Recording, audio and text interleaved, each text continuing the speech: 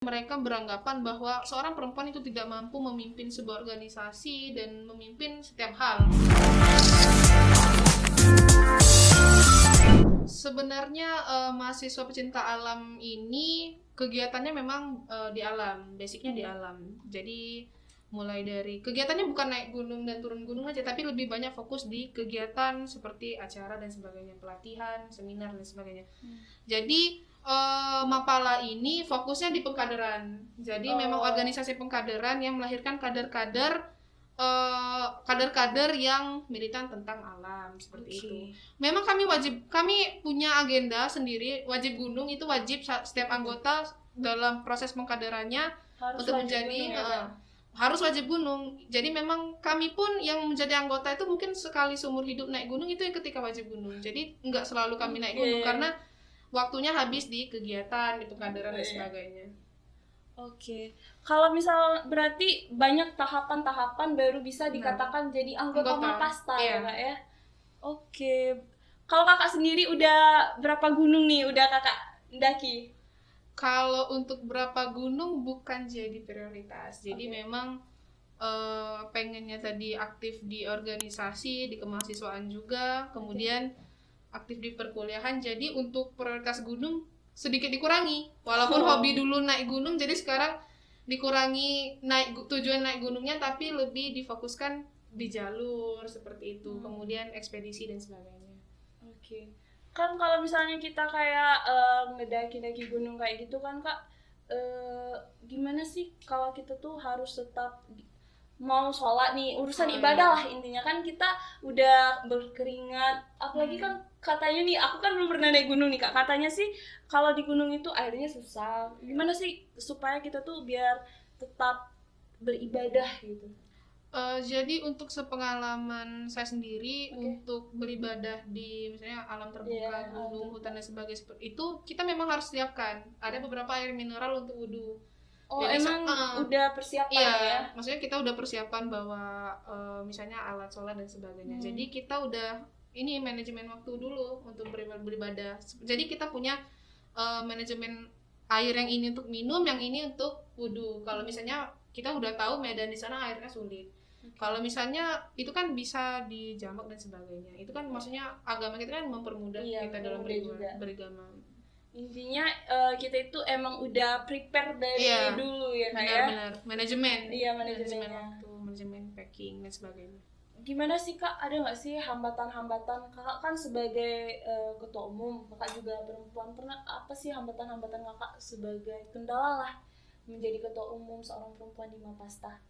Jadi hambatan-hambatan dalam kepemimpinan pengurusan organisasi itu pasti banyak. Iya sih. Nggak sedikit. Jadi yang pertama hambatan tersebut mulai dari stigma perspektif kalau perempuan nggak bisa memimpin seperti itu kan. Maksudnya perempuan pasti lebih mengedepankan perasaan tanpa logika. Nah itu yang menjadi tantangan kita sebagai pemimpin dan perempuan. Kemudian ada juga hambatan komunikasi yang tidak komunikatif dengan anggota dan pengurus. Jadi pentingnya komunikasi di sini bahwa kita harus mengetahui dulu keadaan pengurus dan anggota ini sedang apa, moodinya seperti apa, kemudian masalah dan hambatan mereka seperti apa. Karena kan mereka punya kehidupan lain selain organisasi seperti pribadi, keluarga, kuliah, mungkin mereka punya pacar dan sebagainya. Itu kan mempengaruhi, lumayan mempengaruhi. Apalagi misalnya pengurusan tersebut perempuan yang lebih notabene-nya lebih mengedepankan perasaan tanpa logika. Nah itu menjadi tantangan, hambatan tersebut menjadi tantangan bagi pengurus untuk di seluruh organisasi mungkin seperti itu. Jadi kayak harus lebih apa ya, lebih bisa memandang lah situasi ya Kak ya, lebih bisa memandang situasi gimana harus harus kayak gini, harus kayak gini, harus sesuai situasi juga. Aku pernah dapat nih Kak kata-kata yang kayak kalau misalnya laki-laki itu nggak mau dipimpin sama yang namanya perempuan. Kakak kan selaku ketua umum nih, gimana sih kalau pernah nggak sih Kakak ngalamin yang kayak gitu? Misal ada laki-laki yang kita tuh harus gini, Kakak kasih tahu tapi tetap aja ngeyel, karena aku tuh pernah juga sih dapat katanya kayak kalau laki-laki tuh nggak mau dipimpin sama perempuan. Itu gimana menurut Kakak? Karena memang hakikat dari seorang laki-laki ini kan menjadi pemimpin. Jadi mereka beranggapan bahwa seorang perempuan itu tidak mampu memimpin sebuah organisasi dan memimpin setiap hal. Padahal perempuan itu menjadi pemimpin ketika misalnya sudah berumah tangga. Mereka juga menjadi pemimpin untuk dirinya sendiri. Jadi kan mereka berhak punya hal-hal yang harus mereka pimpin, seperti mereka berhak memilih untuk berteman dengan siapa, mereka berhak memilih untuk kuliah atau tidak, mereka berhak memilih untuk bahagia atau tidak. Itu mereka yang memimpin dirinya sendiri. Kemudian untuk perihal laki-laki yang tidak ingin dipimpin itu pasti ada. Jadi kalau untuk tanggapan saya pribadi, maksudnya dari awal kita sudah sepakat nih bahwa saya diamanahkan menjadi pemimpin, tapi bukan artinya saya yang punya hak penuh untuk misalnya mau melakukan apapun kayak gitu. Maksudnya punya hak penuh untuk menunjuk, memerintahkan dan sebagainya. Artinya kita dalam sebuah organisasi ini perlu kerjasama, perlu saling mengerti, perlu saling support dan dukungan supaya tujuan organisasi ini tercapai. Artinya dari awal kita sudah sampaikan bahwa ketika kalian punya masukan, kritikan, punya ide, punya nasihat yang langsung ke saya, nggak apa-apa. Maksudnya kita sama-sama memajukan organisasi. Jadi tidak terbatas dengan gender. Jadi sudah saya sampaikan kepada pengurus-pengurus yang di bawah bahwa gender bukan penghalang untuk kita memajukan organisasi. Jadi jangan karena saya perempuan dan kamu laki-laki sudah ada pengkotak-kotakan kelamin itu menjadi penghambat kerja di organisasi. Kayak ada batasan-batasan, akhirnya nggak sinkron lagi ya. Oke, kalau kakak sendiri menanggapin seseorang perempuan yang jadi pemimpin itu gimana sih? Pandangan kakak terhadap seorang perempuan yang jadi pemimpin itu gimana sih? Jadi perempuan yang menjadi pemimpin itu memang tidak mudah karena stigma dari orang lain, benar, perspektif dan sebagainya itu memang sering mematahkan dan menjatuhkan mental dari perempuan itu yang ingin menjadi pemimpin. Cuman karena sekarang kan maksudnya zaman sudah modern dan sebagainya, seorang perempuan itu berhak untuk memilih, mereka bisa maju ke depan, kemudian mereka punya masa depan yang baik, mereka juga berhak untuk memiliki masa depan yang cerah seperti laki-laki. Karena seorang perempuan ini kan memang hakikatnya menurut orang mereka harus di rumah, mereka hanya boleh berpendidikan, maksudnya tidak boleh tinggi. Jadi mereka tidak boleh terlalu mengeksplor dirinya, mereka tidak boleh maksudnya lebih dari laki-laki.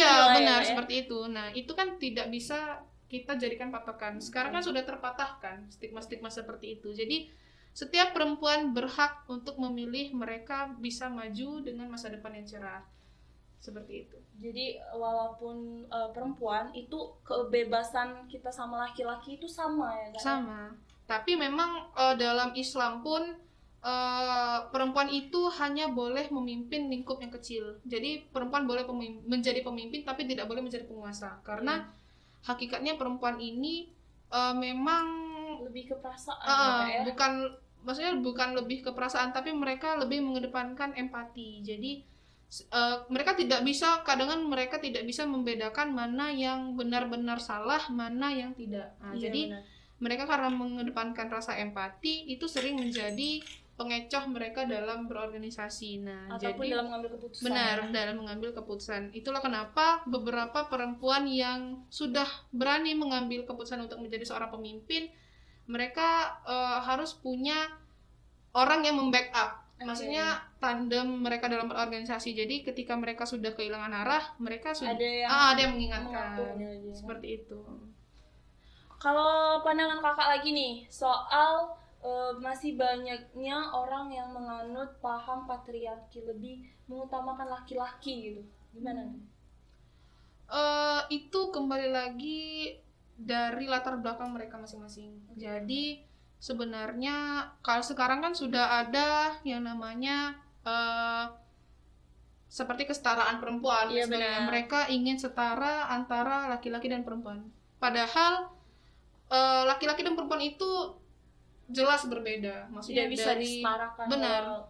Ya, maksudnya jelas perbedaannya bahwa perempuan ini menjadi alam, maksudnya alam di sini yaitu mengandung, melahirkan, menyusui dan mendidik anak-anaknya, dan laki-laki memang tugasnya untuk mengayomi. Nah, jadi itu kan sudah jelas perbedaannya, dan tidak bisa disamakan. Tapi dalam pemahaman seperti itu ada hal yang harus kita luruskan, bahwa setiap perempuan itu mereka mempunyai hak yang sama dengan laki-laki, mereka punya kebebasan yang sama dengan laki-laki, mereka berhak memilih untuk masa depan yang cerah, mereka berhak memilih untuk memiliki masa depan yang cerah, mereka berhak memilih untuk menjadi apa, menjadi siapa, tapi tetap pada hakikat perempuan. Walaupun kesetaraan antara perempuan dan laki-laki itu tidak bisa, akan tetapi kita sebagai perempuan juga nggak terputus karena ini loh kayak perempuan tuh harus kayak gini, harus kayak gini. Perempuan juga bisa memilih ya Kak ya. Karena kan perempuan ini kan akan menjadi madrasah pertama bagi anak-anaknya. Artinya setiap perempuan itu berhak untuk memiliki pendidikan yang baik, pendidikan yang bagus, karena dia akan melahirkan pemimpin-pemimpin selanjutnya. Bagaimana kalau misalnya perempuan yang tidak memiliki pendidikan, yang tidak, maksudnya bukan tidak memiliki pendidikan, maksudnya kurang pemahaman yang baik, yang luas, nanti ketika anaknya bertanya, jadi sebagai madrasah pertama dari benar. Jadi memang kita calon-calon ibu di luar sana, setiap perempuan akan menjadi ibu, jadi memang berhak memiliki pendidikan yang baik untuk dibagikan dengan anak-anaknya nanti. Oke nih, keren nih Kak Rinji. Terakhir nih Kak Rinji, mungkin boleh dong closing statement dari Kak Rinji untuk sobat podcast Plus yang lagi nonton. Jadi mungkin untuk kawan-kawan, perbedaan kelamin itu tidak menjadi pemutus kita dalam berorganisasi, dalam terus berkarya, dalam mengejar masa depan yang lebih cerah. Setiap perempuan dan laki-laki memiliki hak yang sama, tapi tetap pada garis hierarki yang sesuai. Jadi perempuan itu adalah alam yang terus dapat melahirkan pemimpin-pemimpin yang baru. Oke. Makasih Kak Rinji udah datang dan mau ngobrol-ngobrol di Forma kali ini. Saya juga terima kasih kepada kawan-kawan yang mengundang. Oke, sobat podcast PES, itulah obrolan aku sama Kak Rinji kali ini. Sebelum aku tutup nih, aku mau ingetin sobat podcast PES lagi. Jadi, Forma ini merupakan forum mahasiswa. So, buat sobat podcast PES yang mau ngobrol sama aku atau mau rekomendasiin buat diajak ngobrol bareng aku, langsung aja hubungin admin kita yang ada di deskripsi. Kita langsung tutup aja ya Kak Rinji. Wassalamualaikum warahmatullahi wabarakatuh.